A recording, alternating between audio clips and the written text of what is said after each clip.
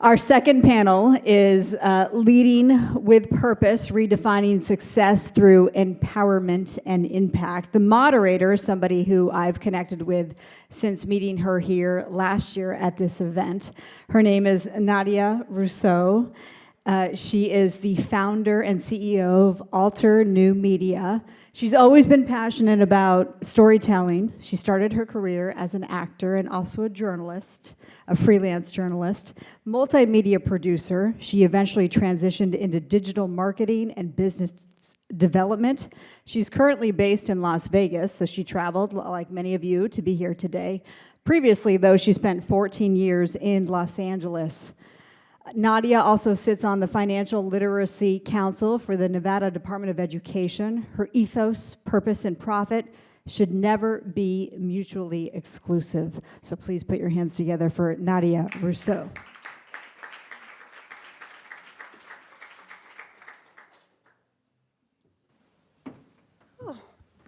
Hello, everybody. Good morning. So I just have a quick question for all of you. Out of curiosity, who here, and I have a feeling that it's everybody, considers yourself to be purpose-driven? As a show of hands. Okay, most of you. And for those of you in leadership, specifically, who considers yourself to be a purpose-driven leader? Okay. So I noticed the number, it went down a little bit, and I don't think it's necessarily because there's a shortage of leaders in the room, but I think it's because embodying purpose-driven leadership, it's a step beyond just being purpose-driven. And to be honest, in my experience, it is not easy, because to be purpose-driven, you really have to be intentional in everything that you do.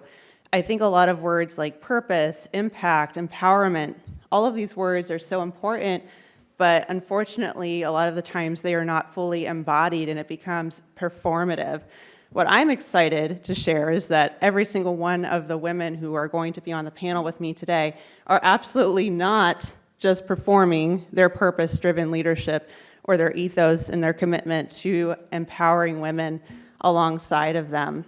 So, without further ado, I'm going to introduce my fabulous panelists, but I'm only going, just for sake of time, I'm going to introduce them by name, and then we'll have an opportunity, each person will have an opportunity to share more insight on her respective background. Okay. So first, because we've been making eye contact, I'm going to bring up Ms. Robin Colucci. Robin is the founder of World Changing Books out of fabulous Connecticut. I had to bring in a little bit of Vegas drama. Next, we have Lauren Wolken, who is the VP of Consumer Affairs at Ticketmaster. Welcome, welcome. Next, we have our next fabulous panelist. Come on up, Christy. Thank you, thank you. So what I would like to do is I would like each of my lovely panelists to introduce herself, give a little bit of background on what you do and what does empowerment mean to you. We'll start with you, Camelia. Hello, everybody. Nice meeting you. My name is Camelia Ene. I'm currently the CEO of Roca Industry. Roca Industry is a holding in Romania, combining 5 construction materials company in Romania. At the base, Roca Industry is part of an equity firm in Romania that invests in entrepreneurial companies in Romania. So if you want to invest in Romania, we can have a chat during the break. As a background, I worked 24 years in multinational companies in different segments. Out of those 24 years, 18 I was working in the oil and gas industry. And out of these 18 years, 7 years, I was actually the CEO of that company. It was, and it is still, one of the biggest company in the region, and it was the 15th largest company in Romania. And I recently joined Roca Industry as the CEO of this company. Very happy to be here. Thank you very much for inviting us. Related to the empowerment, I think that actually it comes to two things. First of all, is about the self-awareness and to understand your strengths, to understand the things that you have to improve about yourselves and about yourself. And secondly, I think it's about the impact that you have in relationship with the others. And I think this is very relevant, especially if you are a leader and if you are leading a huge team, as I am. We are having more than 1,100 employees. Therefore, your impact on the team, it's crucial. So it's important to have the right mindset, to have the right approach in order to motivate your team, in order to make them be the best of themselves. So pretty much that's the opinion about the empowerment. Thank you.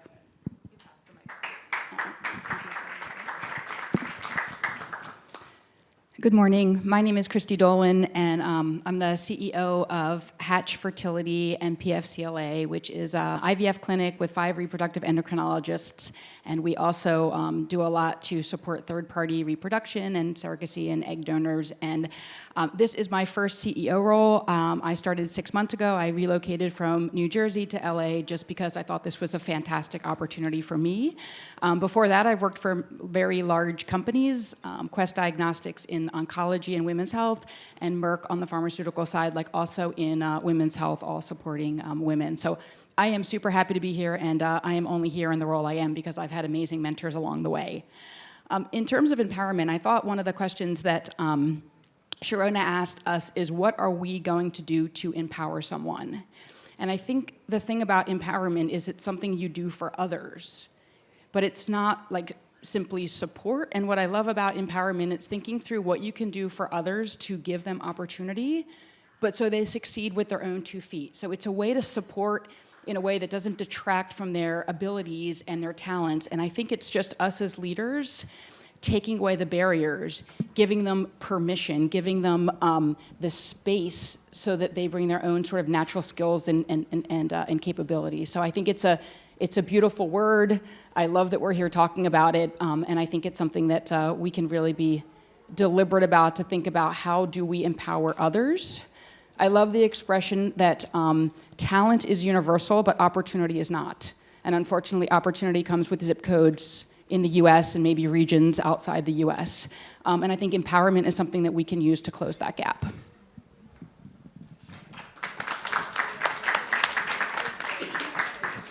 Hi, everyone. It's a pleasure to be here. I'm Lauren Wilkin. I serve as the Vice President of Consumer Affairs at Ticketmaster, which is a legal role. I started out my career working in private practice in litigation. I did a lot of big pharma litigation. And then I decided that I wanted to work to build things, not to fix things after they were already broken. And so I moved in-house. My first role was at Goop, Gwyneth Paltrow's wellness and lifestyle company. And 2.5 years ago, I moved over to Ticketmaster. I too am going to have a slightly different take on the question, and I think what stands out to me is what it means to be empowered, and that to me is to take charge of your own destiny, to find and make opportunity for yourself, not to wait for other people to open doors for you, but to seek out opportunities that you find exciting, to figure out what your skill set is and how you can hone those skills in order to find a path to your own success. And along that journey, that looks like seeking out incredible mentors, seeking out deep relationships, building a community and using that community to help you find your success.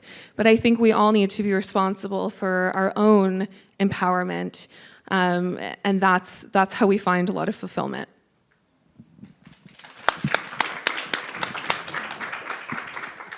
Hi, I'm Robin Colucci, and I literally could not have said that better myself, but thank you for that. So I am the founder of World Changing Books. We help world-class experts write world-changing books and get them published. So my role is as a book strategist and developmental editor.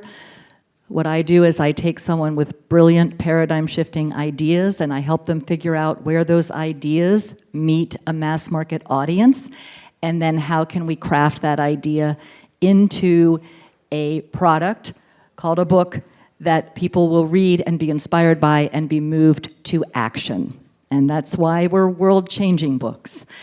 And to me, empowerment is very similar to what my seatmate here said, because I really do believe it is about deciding for yourself what do you truly want and then pursuing it relentlessly and until you achieve it and then beyond.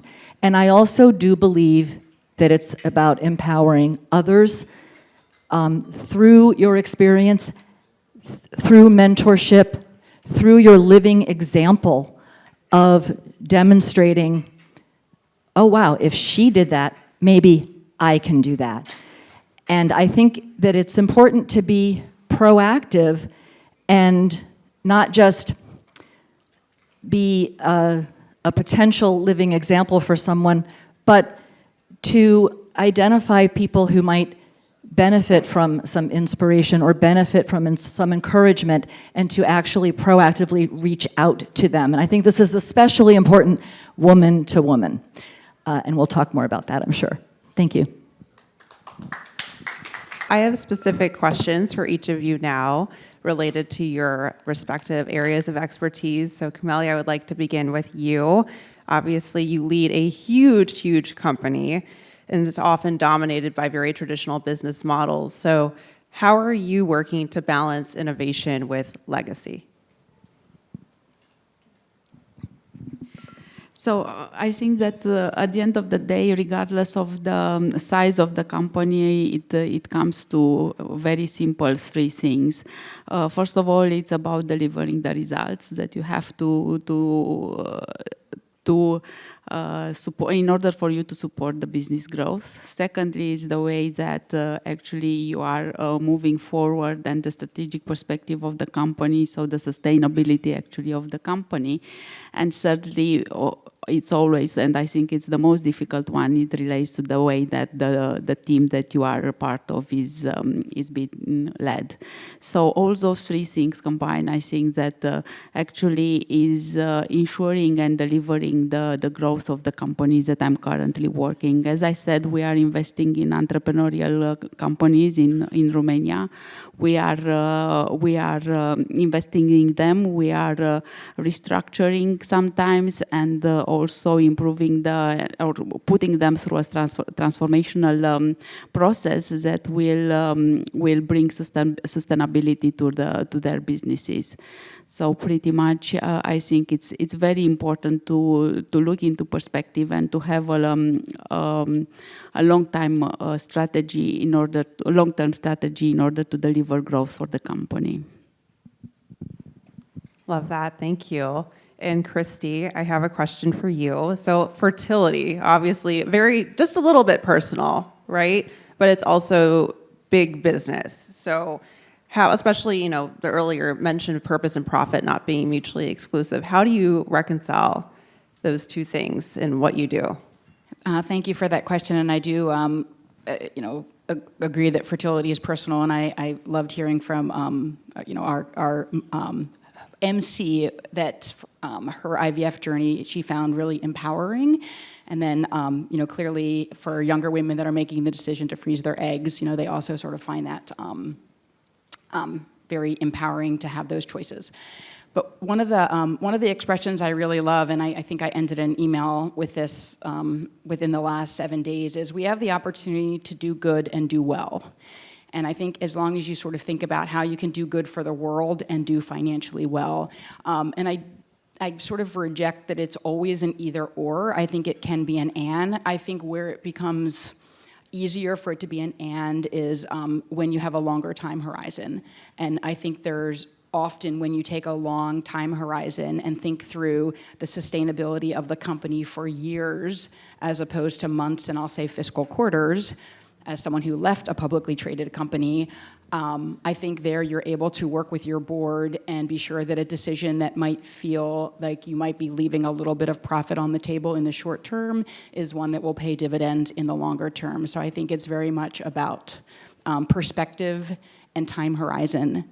And the other thing I would just say is, and I actually haven't yet done this work, and it's work I really want to do with my leadership team, is I think that when you can establish what the values of the company are and do that, and they're shared values, values that you build with your leadership team, values that you build with frontline workers, that becomes the true north, that becomes the compass. So now when there's hundreds of decisions every day that don't quite make it to your office or your mobile phone or whatever, those that have those values instilled can make those decisions at the speed of business, and so I think that that's the most important thing. And a small example is I'm trying to sort of build a patient-first culture within our clinic, and previously if I was talking to one of our 5 doctors, the staff wouldn't interrupt me. And I was like, no, interrupt me. Like, I'm the least important person in this building. We have a patient on the phone. She needs to talk to her physician. So I think when you're able to build those values, then every single person in the company is making those decisions. So really a people first. I love that. Lauren, you've called yourself a therapist for business challenges. That sounds a little intense, but I relate wholeheartedly. So with consumer trust eroding across industries, I think we're feeling this more and more right now. How can purpose-driven leaders rethink risk and regulation to rebuild integrity? Yeah, I think one of the biggest challenges that lawyers face is navigating the balance of risk and reward. Lawyers are often viewed as the heavy rain cloud that comes into the negotiation and says, no, you can't do that. No, don't do this. Here are all the things that are going to go wrong. And part of that is to be that little voice on the shoulder that says, let's not just think about the financial reward, but let's also think about the impact of what we're doing. Here are the regulations that apply.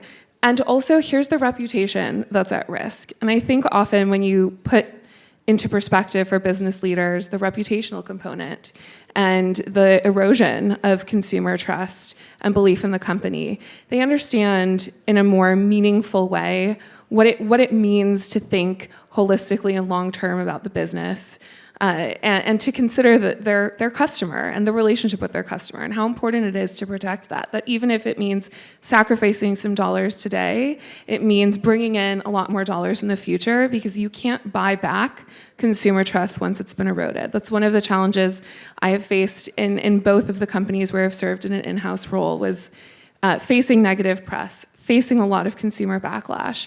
And it's really hard to come back from that. You can, at Goop, there was a huge scandal about a particular product, the Jade vaginal egg. Many of you have probably read news articles about it now almost 10 years ago. Didn't matter how many wonderful things we did after that, the policies the company put into place, and I joined as a result of all of the negative publicity that motivated Goop to bring in their first in-house counsel. Didn't matter 5 years later, 10 years later, that we were vetting every single product, that we put our suppliers through an incredibly difficult vetting process, because every single media mention of the company included that reference to that one product from 5-10 years earlier. You can't get away from that kind of negative publicity and perception that your brand isn't trustworthy. So educating companies about the impact that these momentary decisions on a minor product can make for their brand integrity long term, I think helps bring into the room the perspective of making decisions with your customer at heart. Love that. Thank you.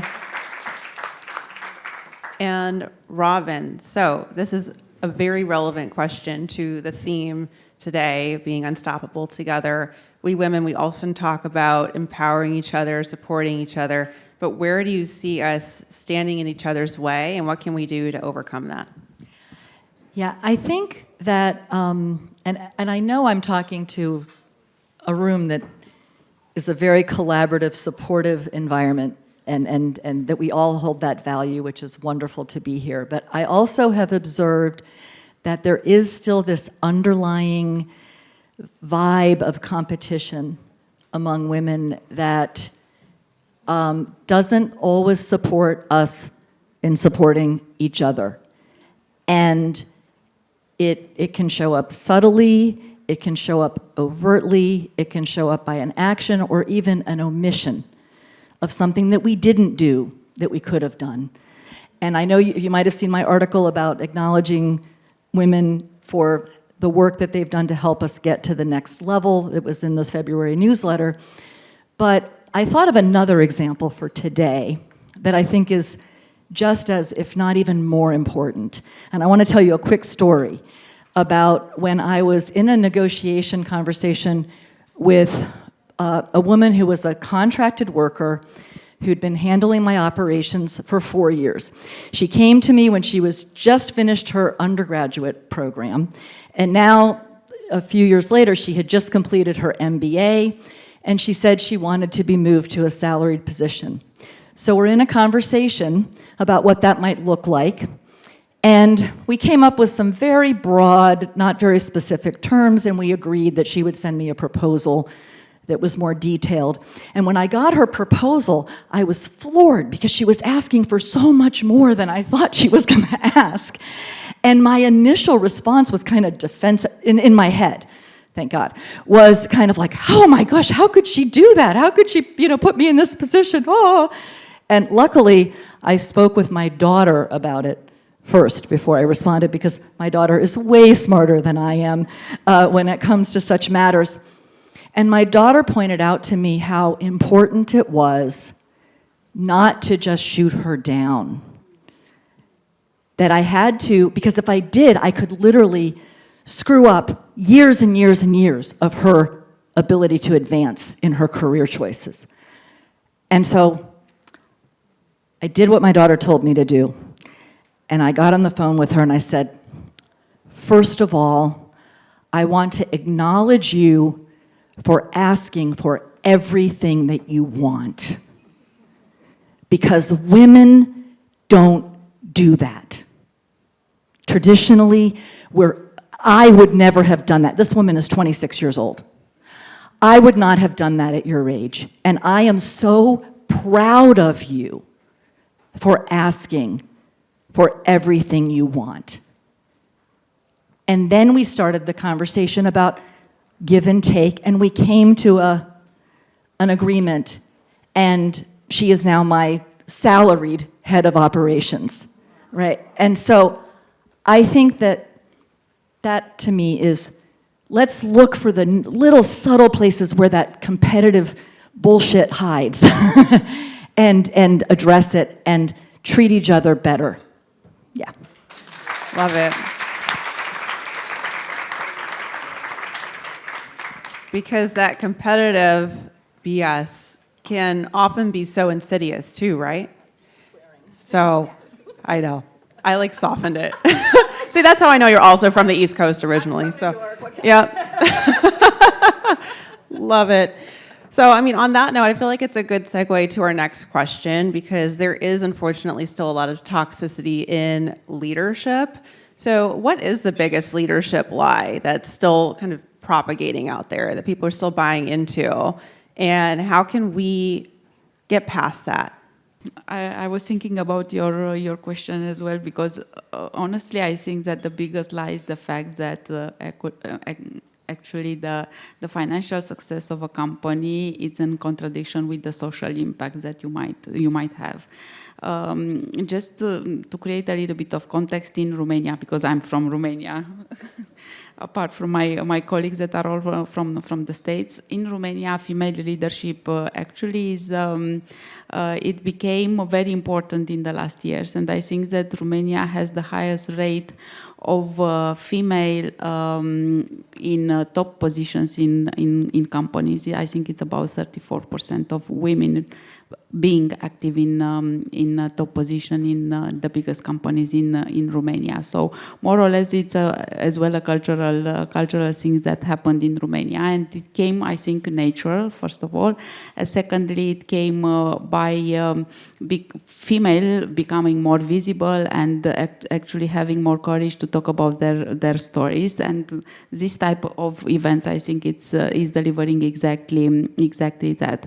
So in the last years, I think that the social responsibility part of the positions that you are having as a top manager became very, very important. And it's not only about delivering the figures and the profitability and the shareholder revenues that you have to deliver, but it's also about the impacts that you are having on the colleagues that you are running, on the community where your company is activating, and on the customers of your company. So I think that the financial figures should go hand in hand with your social impact and the opportunities that you can show to your community and the improvements that you can bring to the community where your company is activating.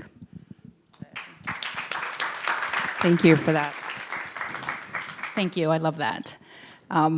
So the leadership lie, one that I often say to people younger in their careers, and I think everyone in this room sort of figured this out, but I just sort of very harshly say that it's not just about putting your head down and doing great work and expecting your boss to notice. It's just sort of not how it happens. And I think your definition of empowerment really lends itself to it. Like, you do have to self-promote, and that doesn't mean be arrogant, that doesn't mean have swagger, but there is sort of a very professional way to self-promote, building your network. And I think, a lot of people think you have to be an extrovert to network. You don't. You just have to sort of figure out how to network in a way that matches your personal authenticity and your personal style. So it's this idea that you talked about is, I think the biggest lie is that it's just naturally going to happen, but you need mentors, you need guides, you need coaches, you need to sort of kind of, I think your words were like, grab it. So that, I think, is one of the biggest leadership lies that you hear is, oh, just put your head down, work a little harder, and we'll talk about your promotion next year.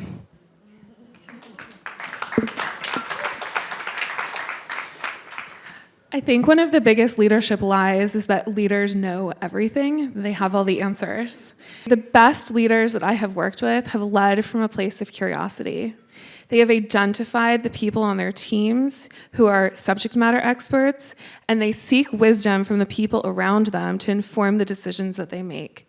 I think when you're early in your career, there's a sense of, I don't know how to do this, and somebody more senior than me would know what to do. And you can feel panicked or have a sense of imposter syndrome. And the answer is not, oh, that person who's senior to me knows everything. They know who to ask for the things that they don't know, and they are not embarrassed to ask those questions, to seek the information that they're missing. So I think that's the best leaders recognize that and don't have a sense of ego and aren't afraid to admit when they don't know the answer to a question and to seek out the information they need to make the best decision.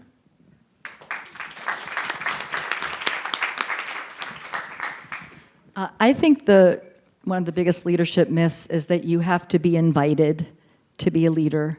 And I find that for me, the most valuable, the MVPs on my team are the ones who see something and say something, right? And they don't wait for me to say, what do you think about this? Or do you think there's a better way to do this? Because you know how when you're the CEO, it's hard enough to think about everything that you have to think about just to keep everything going. And the biggest asset is to have people on your team who can see things that you can't, who can see your blind spots and are willing to lead and bring it up and say, hey, what about this? And I think that we don't need an invitation. We need to step up and declare, hey, I see something, and I can have a potential leadership solution for it. Yeah. That's excellent. I think we as women were often accused of being mean or aggressive when we're being direct. And so that kind of impedes upon our ability to ask for what we want. and to even foster that environment or spirit of collaboration. So I'm very inspired right now by all of your responses. So I think we have time for one more question. We're a little tight on time, as we all know. So my question for you, because I want to leave everyone with some actionable advice, is if every person in this room committed to one action tomorrow to lead with purpose, what would your recommended action be? Well, I can tell you from experience that actually it's about coming out of the office and not thinking about only the business objectives, and it's to make your voice heard, to go out and to reach out to other members of the communities that you are being part of, and this type of events for sure that is encouraging exactly that. In the past, I recognize that I didn't participate to many events like this, and I feel that actually this is the way of moving forward. And I think it's important to share our experiences, to get to know other great ladies from different fields, not necessarily from business, because I think that we all have a story to share. We all have things that can help and make the persons that we are interacting with becoming better. And as well, what I think is that regardless of the age or the level of the positions that you are currently in, actually you never stop learning. You never, let's say, give up on the curiosity to finding new things, to develop, to discover new stories, and to become better and better. So never stop learning, actually. Love that. Forever learner, so important. Thank you. I think the one thing I would maybe leave the team with in terms of like how to have an impact, and we heard this a little bit with the Maya Angelou quote, is that people really remember how you made them feel. It's be present. I think there was a period where time was our most sort of valuable asset, and I think now it's presence and attention. So being present, being open, being connected with your body language, and I think that, you know, when you're present in the moment for your team, for your customers, for your partners, they feel that presence. I think they would have felt it before, but just in this day and age when like everyone's on their phone and everyone's multitasking, like to truly be present in the moment is an amazing gift, and I think if you can give that gift to others, it is a gift. I want to do one more, and I'm going to give someone else credit, but for like younger leaders as they're coming up to being managers and then managers of managers and like delegation. So a woman that was in HR at Merck, Miriam Graddick-Weir, would say, only do what only you can do. How do you fill your day with tasks that only you can do? And if someone else can do that in your organization, empower them to do that. But what are the things that need your expertise? Sometimes they just need your title, right? Sometimes they just need your stature in the organization. But it is aspirational. I do not spend my whole day only doing what only I can do, but it's aspirational.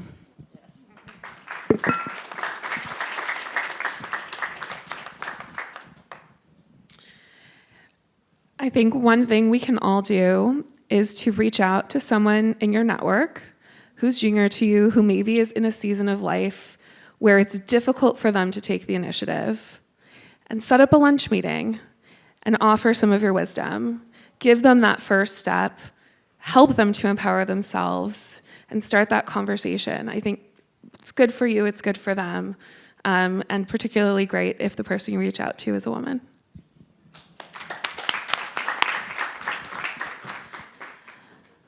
I'll just sum it up with how I try to operate on a daily basis, but be kind, be generous, and be true to yourself. Thank you.